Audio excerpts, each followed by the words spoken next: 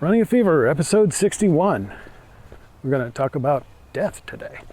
It's an overcast day here, kind of cool, feels cooler than the 50-ish temperature it's supposed to be. And on a part of the trail I've never recorded while walking this part of the Lake Fayetteville Trail, but it is the second time I've been on here. I didn't record last time. It's past a nice stream running through. The birds are very active today. Second workout of the week. I've been going 3 miles each time. So the 3-mile thing has been going, it's a challenge, but it's been going well. Try to keep a pretty good pace as long as I can. And afterwards I feel like I've got a really good workout. So when I did go on this part of the trail for the first time earlier this week, I have now completed the circuit. I've completed the perimeter, and I've now seen the entire trail around the lake. And really not that far from being able to walk the whole thing. 3 miles is most of the way there. 5.25 miles, roughly. So we're gonna get there. Today we had the biometrics checkpoint at work, which I'm coordinating, and it turned out well. I'm still doing well. We'll be within, it will be under 30 BMI with my shoes off. I've been weighing with my shoes on at work because why really take my shoes off at work? It's not like it's counting. Howdy. Blood pressure is still pretty low. I think it was 128 over 72, something like that. It's in the 120s and in the 70s. I know that. So I think that's pretty good. I'm still on my medication, but I will eventually, if this keeps up, talk to my doctor about going off the medication. So this part of going forward in numbers starts at 3.81, I believe. And then I go up 1.5 miles. I need to go to the a little over the 5 mile mark, 5.25. This goes all the way to Veterans Park from a place called the Botanical Gardens. I am so impressed with that guy. Making all that noise, he's just amazing. I just wish I could be like him and make noise that the whole city could hear. So it's great that we can see through the trees because the leaves haven't fully filled out. So from this vantage point, I can actually see the lake. And you can see it too, probably, because if everything works out correctly, this will be my first video episode. You'll get the audio, of course, but the video will be available either in the feed or at YouTube. And you should go and subscribe on YouTube. Just search for Running a Fever. You'll have better results if you do it all one word, just like the website, runningafever.com. And there you'll find all the episodes. Currently just have the featured photo of each episode. But for this episode, there will be a video. I just bought this sports action camera. So go look for that. I won't be doing this every time because although it would look slightly different, it looks different to me every time. I don't know that it would be that interesting to you.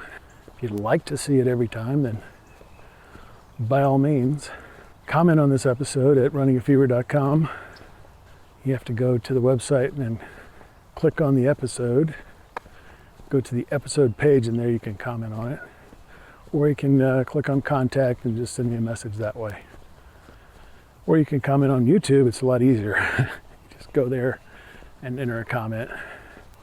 But every once in a while, when there's something new, I may post a video because now I'm able to do that. I've got it strapped to my head, and we're just cruising along. So we'll get to see what that looks like later. Testing has gone really well, so hopefully it will be good. Death. Not really a goal. And that's something that most people want to achieve. well, I'm really trying hard so I can die. It kind of implies living as shortly as possible and not making your life last as long as possible, which is what we are trying to do here. But it's inevitable. If you're human, it's going to happen. So preparing for death, you usually think about things like, funeral plans, making out a will, getting your affairs in order. That's not what I'm talking about today. I'm talking about death as an endpoint to a life. And if you want to read a short biography of an ordinary person that is not a celebrity, you can go to an obituary. An obituary is not the same thing as a eulogy. So eulogy is a speech about a person, generally listing their good points. But an obituary is a written summation of the life of a person. So you can go to a website, a town's local website, for example. Your town probably has a website. You can go there, and it may be a government website or a commercial website. Really, it comes from newspapers. You can still see them in newspapers, which are printed on a daily or weekly basis on very cheap paper in a large size. They have advertisements, small and large, and they have announcements. Some places you still have to make announcements of certain types, like real estate auctions or something like that, in a newspaper for a certain period of time to make sure that the public knows about it. And you have sections like sports and news and finance, and these are just the different sections. You have a whole little section you pull out and you read that like it's a part of, a little newspaper. And you can get these at the grocery store, convenience store, other places for 50 cents or $1 or $1.25. And the obituaries are kind of, it's a column really, which is not a section, not really an article.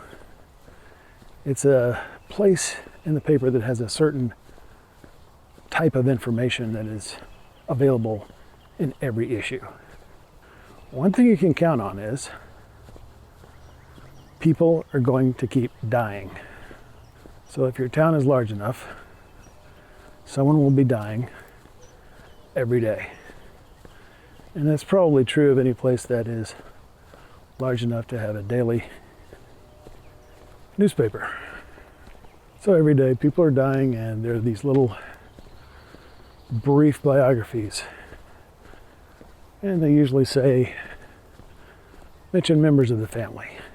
John Smith leaves behind his wife of 32 years, Emma Smith, 2 sons and 8 grandchildren, and so forth. John Smith worked at the Acme widget plant for 30 years as a forklift operator. He was an active member of his church and a veteran of the Vietnam War, etc., etc., etc. Funeral services will be held at the local general funeral home at 3 o'clock this coming Saturday. Sometimes they're as boring as that.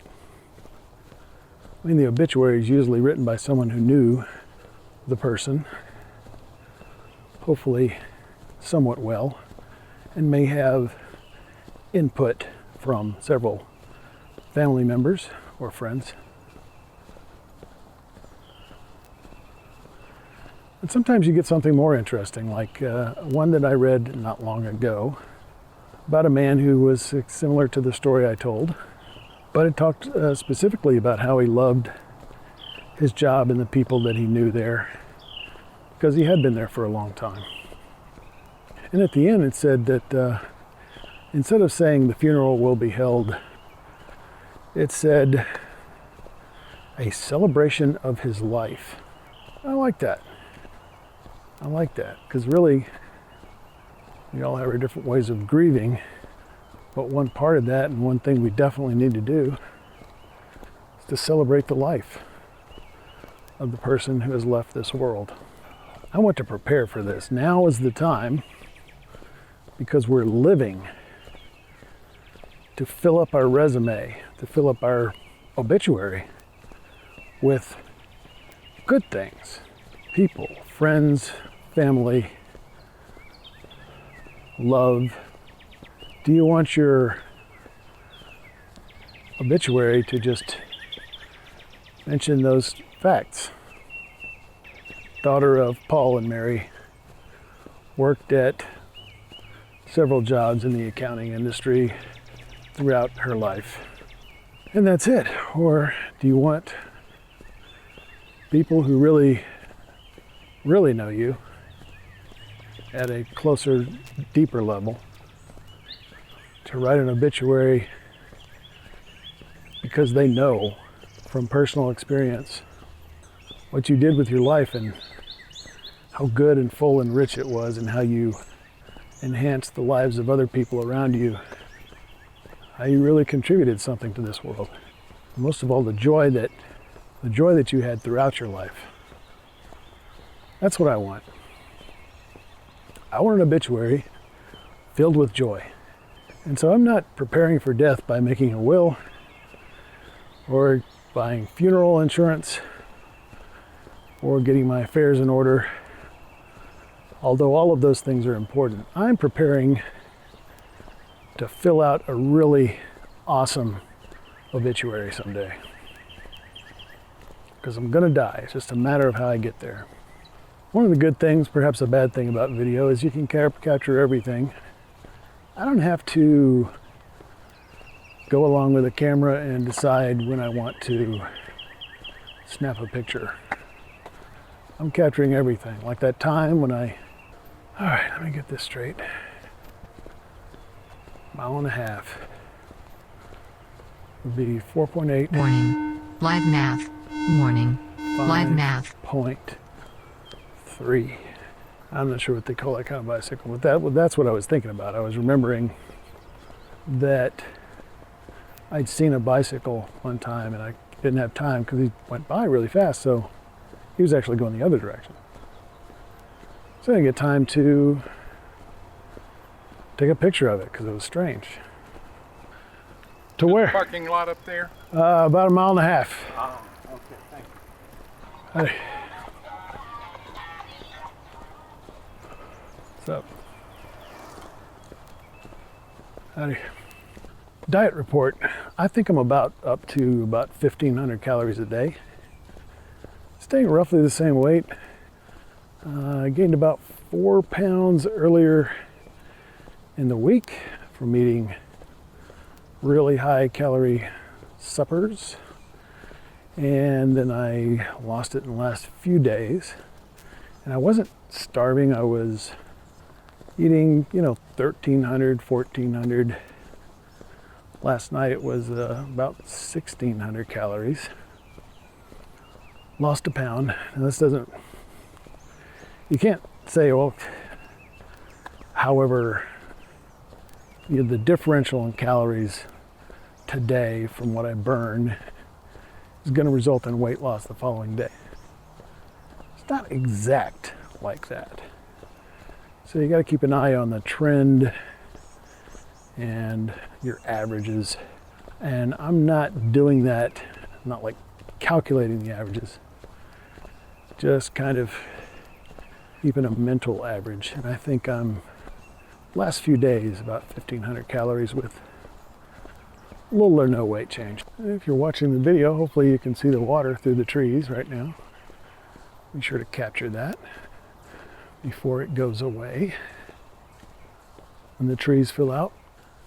This morning, I had a breakfast of almost 700 calories. 2 whole eggs, 4 links of turkey sausage, Can't remember if I had the tomato today or yesterday. And then toast. Actually, all I had was hamburger buns, so I toasted a hamburger bun, which is about 130 calories, with some Smart Balance and some honey. And honey isn't really that bad. Expect it to be super high in calories, but it's really, I think about 80 or 90 calories per 2 tablespoons. In any event, less than 100 calories per tablespoon, which is what I think things like mayonnaise and peanut butter are. And as of now, I think I'm about 1,000, maybe 1,100 calories, and I still got one meal or two to go. Leaves seem almost like they've grown, filled in since I started out and walked out. My inbound walk, they seem like it's already grown up. At this 3-mile distance, I'm starting to feel pretty good at the end of it. The way back always seems longer than the way out, no matter which part of the course I'm on. But you know, runners start to get that runner's high and they get addicted to that, or one of the things that helps them get through those really difficult times. And I remember saying that when I was running. After a while, it sort of gets easier. Starting to get that here. So today, talked about death. What do you want your obituary to read like? What do you want to be in there? Had a diet report. We went on a new part of the course that I've never described to you before, and we made our first video show. So check out the older episodes at runningafever.com. Subscribe. Tell your friends, and most of all, keep the fever. For fitness, diet, good medicine. Talk to you next time. This is the Padua Podcast Network. PaduaMedia.com.